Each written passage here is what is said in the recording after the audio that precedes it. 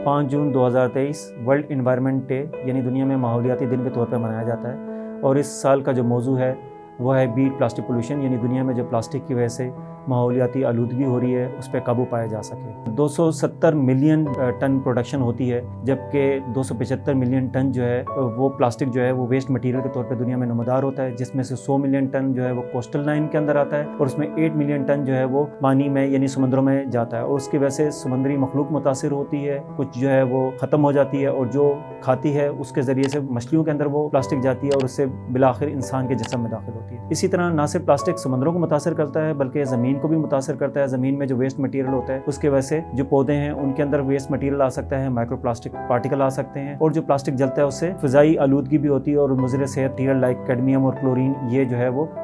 फ़िज़ा में दाखिल होते हैं और इंसान के जिस्म को मुतासर कर सकते हैं। अब इसकी वजह से प्रॉब्लम क्या क्या होते हैं प्लास्टिक के इस्तेमाल की वजह से? कैंसर सबसे टॉप पे है, जिसमें ब्रेस्ट कैंसर और दूसरे कई कैंसर इसमें शामिल हैं और गुदूदों के अमराज जिसमें थायराइड के प्रॉब्लम, डायबिटीज़, फालेज और हार्ट अटैक के साथ भी स्टडीज़ ने बताया कि इसका ताल्लुक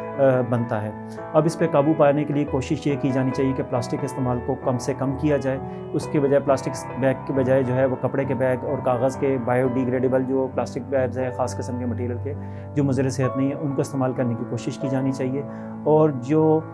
ऐसे आइटम हैं जो आपके डिस्पोजेबल आइटम्स हैं उनको कम से कम इस्तेमाल किया जाए और जो प्लास्टिक आइटम अगर यूज़ होते भी हैं तो उनको इस तरह से किया जाए कि वो कलेक्शन हो उनकी और वो एक जगह पर जमा किया जाए, हर जगह पर उनको फेंका ना जाए ताकि ये मटेरियल रिसाइकल हो। जो तरक्की याफ्ता ममालिक हैं उनमें तकरीबन 90% तक जो प्लास्टिक है वो रिसाइकल होती है। ख़ास तौर पर हम ईस्टर्न यूरोप की अगर बात करेंगे तो इस तरीके से क्या होता है कि नई प्लास्टिक आने की ज़रूरत नहीं होती और वेस्ट कम से कम होता है। तो ये वो तमाम तरीक़ाकार हैं जिससे हम प्लास्टिक के इस्तेमाल को कम कर सकते हैं और आने वाली नस्लों के लिए और अपने लिए इस दुनिया को एक सेहतमंद दुनिया बना सकते हैं। बहुत शुक्रिया।